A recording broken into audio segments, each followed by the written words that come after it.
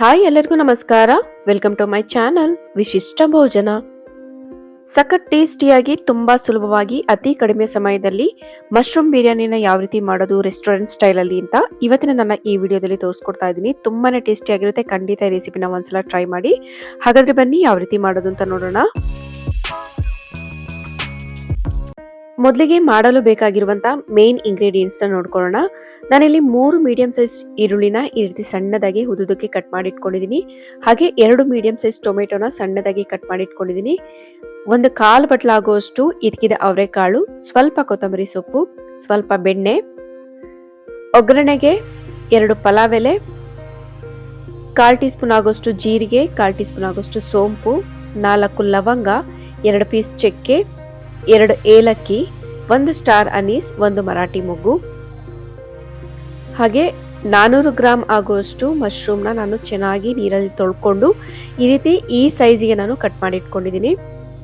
ತುಂಬಾ ಚಿಕ್ಕದಾಗಿ ಕಟ್ ಮಾಡ್ಕೊಳ್ಬೇಡಿ, ಇದು ಬೇಯುವಾಗ ಇನ್ನೂ ಸ್ವಲ್ಪ ಚಿಕ್ಕದಾಗುತ್ತೆ. ಸೊ ಹಾಗಾಗಿ ಈ ಸೈಜ್ಗೆ ಕಟ್ ಮಾಡ್ಕೊಂಡ್ರೆ ಸಾಕು. ಇವಾಗ ಒಂದು ಚಿಕ್ಕ ಮಸಾಲೆನ ರೆಡಿ ಮಾಡ್ಕೊಳ್ಳೋಣ. ಈ ಮಸಾಲೆಗೆ ಒಂದು ಚಿಕ್ಕ ಮಿಕ್ಸಿ ಜಾರಿಗೆ ಒಂದು ದಪ್ಪ ಗೆಡ್ಡೆ ಆಗುವಷ್ಟು ಬೆಳ್ಳುಳ್ಳಿ, ಅದರ ಅರ್ಧ ಭಾಗ ಆಗುವಷ್ಟು ಶುಂಠಿ, 1 ಇಡಿ ಆಗುವಷ್ಟು ಪುದೀನ, ಒಂದು 4 ಹಸಿಮೆಣಸಿನಕಾಯಿ, 1 ಇಡಿ ಆಗುವಷ್ಟು ಕೊತ್ತಂಬರಿ ಸೊಪ್ಪು, ಇಷ್ಟನ್ನ ಹಾಕೊಂಡು ಸ್ವಲ್ಪ ನೀರನ್ನ ಸೇರಿಸಿ ನುಣ್ಣಗೆ ರುಬ್ಬಿಟ್ಕೊಳ್ತಾ ಇದ್ದೀನಿ. ಹಸಿಮೆಣಸಿನಕಾಯಿ ನಿಮ್ಮ ಖಾರಕ್ಕೆ ತಕ್ಕಂತೆ ನೀವು ಜಾಸ್ತಿ ಕಡಿಮೆ ಮಾಡ್ಕೊಳ್ಬಹುದು.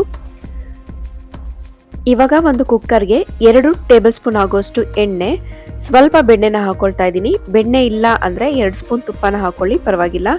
ಇದು ಸ್ವಲ್ಪ ಬಿಸಿ ಆದ್ಮೇಲೆ ಕರಗಿದ್ಮೇಲೆ ಇದಕ್ಕೆ ಮಸಾಲೆಗೆ ತೆಗೆದುಕೊಂಡಿರುವಂತಹ ಎಲ್ಲ ಪದಾರ್ಥಗಳನ್ನು ಹಾಕೊಂಡು 1 ನಿಮಿಷ ಚೆನ್ನಾಗಿ ಫ್ರೈ ಮಾಡ್ಕೊಳ್ಳೋಣ. ಅನಂತರ ಇದಕ್ಕೆ ಕಟ್ ಮಾಡಿ ಇಟ್ಕೊಂಡಿರುವಂತಹ ಈರುಳ್ಳಿನ ಸೇರಿಸ್ಕೊಂಡು ಈರುಳ್ಳಿ ಸ್ವಲ್ಪ ಟ್ರಾನ್ಸ್ಪರೆಂಟ್ ಆಗೋವರೆಗೂ ಚೆನ್ನಾಗಿ ಫ್ರೈ ಮಾಡ್ಕೊಳ್ಳಿ. ಬಿರಿಯಾನಿಗೆ ಈರುಳ್ಳಿ ನೋಡಿ ಈ ರೀತಿ ಚೆನ್ನಾಗಿ ಗೋಲ್ಡನ್ ಕಲರ್ ಬರೋವರೆಗೂ ಫ್ರೈ ಮಾಡ್ಕೊಳ್ಬೇಕು. ಇವಾಗ ಇದಕ್ಕೆ ಇದಕ್ಕಿರುವಂತಹ ಅವರೆಕಾಳನ್ನ ಸೇರಿಸ್ಕೊಂಡು ಅದನ್ನು ಕೂಡ ಹಸಿ ವಾಸನೆ ಹೋಗೋವರೆಗೂ 1 ನಿಮಿಷ ಇದನ್ನ ಚೆನ್ನಾಗಿ ಫ್ರೈ ಮಾಡ್ಕೊಳ್ತಾ ಇದ್ದೀನಿ. ಅನಂತರ ಇದಕ್ಕೆ ರುಬ್ಬಿಟ್ಕೊಂಡಿರುವಂತಹ ಮಸಾಲೆನ ಸೇರಿಸ್ಕೊಳ್ತಾ ಇದ್ದೀನಿ. ಇದನ್ನು ಕೂಡ ಚೆನ್ನಾಗಿ ಇದರಲ್ಲಿರುವಂತಹ ಹಸಿ ವಾಸನೆ ಹೋಗೋವರೆಗೂ, ಶುಂಠಿ ಬೆಳ್ಳುಳ್ಳಿ ಎಲ್ಲ ಹಾಕಿರ್ತೀವಲ್ಲ, ಇದರಲ್ಲಿರುವಂತಹ ಹಸಿ ವಾಸನೆ ಹೋಗೋವರೆಗೂ ಸ್ವಲ್ಪ ಚೆನ್ನಾಗಿ ಟೈಮ್ ಕೊಟ್ಟು ಫ್ರೈ ಮಾಡ್ಕೊಳ್ಳಿ.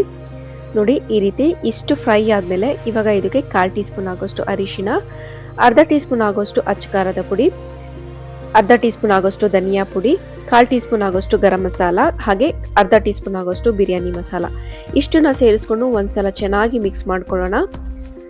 ಇವಾಗ ಇದಕ್ಕೆ ಕಟ್ ಮಾಡಿ ಇಟ್ಕೊಂಡಿರುವಂಥ ಟೊಮೆಟೊ ಹಾಗೆ ರುಚಿಗೆ ತಕ್ಕಷ್ಟು ಉಪ್ಪನ್ನು ಕೂಡ ಸೇರಿಸ್ಕೊಂಡು ಟೊಮೆಟೊ ಸಾಫ್ಟ್ ಆಗೋವರೆಗೂ ಹಾಗೆ ಮಸಾಲೆ ಚೆನ್ನಾಗಿ ಎಣ್ಣೆ ಬಿಡೋವರೆಗೂ ಬೇಯೋವರೆಗೂ ಚೆನ್ನಾಗಿ ಬೇಯಿಸ್ಕೊಳ್ಳೋಣ. ನೋಡಿ ಈ ರೀತಿ ಸುತ್ತಲೂ ಎಣ್ಣೆ ಬಿಡಬೇಕು, ಅಲ್ಲಿವರೆಗೂ ನೀವು ಮಸಾಲೆನ ಚೆನ್ನಾಗಿ ಬೇಯಿಸ್ಕೊಳ್ಬೇಕು. ಇವಾಗ ಇದಕ್ಕೆ ಚೆನ್ನಾಗಿ ತೊಳೆದಿಟ್ಕೊಂಡಿರುವಂಥ ಮಶ್ರೂಮ್ನ ಸೇರಿಸ್ಕೊಳ್ತಾ ಇದ್ದೀನಿ. ಇದನ್ನ ಒಂದ್ಸಲ ಈ ರೀತಿ ಮಿಕ್ಸ್ ಮಾಡ್ಕೊಳ್ಳೋಣ. ಮಸಾಲೆ ಎಲ್ಲ ಚೆನ್ನಾಗಿ ಹೊಂದ್ಕೊಳ್ಳೋ ಹಾಗೆ ಈ ರೀತಿ ಮಿಕ್ಸ್ ಮಾಡಿಕೊಂಡು ಒಂದು 5 ನಿಮಿಷ ಇದನ್ನ ಬೇಯಿಸ್ಕೊಳ್ಳೋಣ ಸಾಕು. ಮಶ್ರೂಮಲ್ಲಿರುವಂಥ ತೇವಾಂಶ ಎಲ್ಲ ಹೋಗೋವರೆಗೂ ಸ್ವಲ್ಪ ಬೇಯಿಸ್ಕೊಂಡ್ರೆ ಸಾಕು. ಅನಂತರ ಇದಕ್ಕೆ ಚೆನ್ನಾಗಿ ತೊಳೆದಿಟ್ಕೊಂಡಿರುವಂಥ ಬಾಸುಮತಿ ರೈಸ್ನ ಹಾಕೊಳ್ತಾ ಇದ್ದೀನಿ, 1.5 ಗ್ಲಾಸ್ ಆಗುವಷ್ಟು. ನಾನಿಲ್ಲಿ ಅಕ್ಕಿನ ನೆನೆಸಿಲ್ಲ, ಹಾಗೆ ಡೈರೆಕ್ಟ್ ಆಗಿ ತೊಳೆದ್ಬಿಟ್ಟು ಹಾಕ್ತಾ ಇದ್ದೀನಿ. ಕೆಲವರು ಅಕ್ಕಿನ ಮೊದಲೇ 20 ನಿಮಿಷ ನೆನೆಸ್ಬಿಟ್ಟು ಹಾಕ್ತಾರೆ, ಉದ್ರುದ್ರಾಗ ಆಗುತ್ತೆ ಅಂತ. ಬಟ್ ನಾನಿಲ್ಲಿ ಡೈರೆಕ್ಟ್ ಆಗಿ ಹಾಗೆ ತೊಳೆದ್ಬಿಟ್ಟು ಹಾಕ್ತೀನಿ. ಹೀಗೆ ಮಾಡಿದ್ರೂ ಉದ್ರುದ್ರಾಗ ಆಗುತ್ತೆ, ಏನು ತೊಂದರೆ ಇಲ್ಲ. ಇವಾಗ ಇದನ್ನ ಒಂದ್ಸಲ ಚೆನ್ನಾಗಿ ಮಿಕ್ಸ್ ಮಾಡಿಕೊಂಡು 1.5 ಗ್ಲಾಸ್ ಆಗುವಷ್ಟು ಬಾಸುಮತಿ ರೈಸ್ಗೆ 2.5 ಗ್ಲಾಸ್ ಆಗುವಷ್ಟು ನೀರನ್ನ ಸ್ವಲ್ಪ ಬಿಸಿ ಮಾಡಿಕೊಂಡು ಸೇರಿಸ್ಕೊಳ್ತಾ ಇದ್ದೀನಿ. ನೀರನ್ನ ಸೇರಿಸ್ಕೊಂಡು ಒಂದ್ಸಲ ಈ ರೀತಿ ಚೆನ್ನಾಗಿ ಮಿಕ್ಸ್ ಮಾಡಿಕೊಂಡು ಸ್ವಲ್ಪ ಕೊತ್ತಂಬರಿ ಸೊಪ್ಪನ್ನ ಸೇರಿಸ್ಕೊಂಡು ಮತ್ತೆ ಒಂದ್ಸಲ ಚೆನ್ನಾಗಿ ಮಿಕ್ಸ್ ಮಾಡಿ ಕುಕ್ಕರ್ ಲಿಡ್ನ ಕ್ಲೋಸ್ ಮಾಡಿ 2 ವಿಷಲ್ ಕೂಗಿಸ್ಕೊಳ್ತಾ ಇದ್ದೀನಿ. ನೀವು ಮೊದಲೇ ಅಕ್ಕಿನ ನೆನೆಸಿಟ್ಕೊಂಡಿದ್ರೆ 1 ವಿಷಲ್ ಕೂಗಿಸ್ಕೊಳ್ಳಿ ಸಾಕು, ಕರೆಕ್ಟಾಗಿ ಆಗಿರುತ್ತೆ. ನಾನಿಲ್ಲಿ 2 ವಿಷಲ್ ಕೂಗಿಸ್ಕೊಳ್ತಾ ಇದ್ದೀನಿ. ಕುಕ್ಕರ್ ತಣ್ಣಗಾಗಿದೆ. ಇವಾಗ ಸೈಡಿಂದ ಈ ರೀತಿ ಅನ್ನಕ್ಕೆ ಚೆನ್ನಾಗಿ ಮಸಾಲೆ ಎಲ್ಲ ಹೊಂದ್ಕೊಳ್ಳೋ ಹಾಗೆ ಮಿಕ್ಸ್ ಮಾಡ್ಕೊಳ್ಳೋಣ. ನೋಡಿ ಸ್ವಲ್ಪನೂ ತಳ ಹಿಡ್ದಿಲ್ಲ, ಕರೆಕ್ಟಾಗಿ ಆಗಿದೆ. 1.5 ಗ್ಲಾಸ್ ಬಾಸುಮತಿ ರೈಸ್ಗೆ 2.5 ಗ್ಲಾಸ್ ಆಗೋಷ್ಟು ನೀರನ್ನ ಹಾಕೊಳ್ಳಿ, ಕರೆಕ್ಟಾಗಿ ಪರ್ಫೆಕ್ಟಾಗಿ ಆಗುತ್ತೆ. ನೋಡಿ ಉದ್ರುದ್ರಾಗಿ ನೀಟಾಗಿ ಆಗಿದೆ. ಬಿಸಿಯಲ್ಲಿ ಸ್ವಲ್ಪ ಮುದ್ದೆ ಅನಿಸುತ್ತೆ, ತಣ್ಣಗಾದ್ಮೇಲೆ ತುಂಬ ಪರ್ಫೆಕ್ಟಾಗಿ ಉದ್ರುದ್ರಾಗಿ ಆಗುತ್ತೆ. ಬಿಸಿ ಬಿಸಿ ಮಶ್ರೂಮ್ ಬಿರಿಯಾನಿ ತುಂಬ ಟೇಸ್ಟಿಯಾಗಿ ರೆಸ್ಟೋರೆಂಟ್ ಸ್ಟೈಲಲ್ಲಿ ರೆಡಿ ಆಯಿತು. ಖಂಡಿತ ಈ ರೆಸಿಪಿನ ಒಂದ್ಸಲ ಟ್ರೈ ಮಾಡಿ, ತುಂಬಾ ರುಚಿಯಾಗಿರುತ್ತೆ.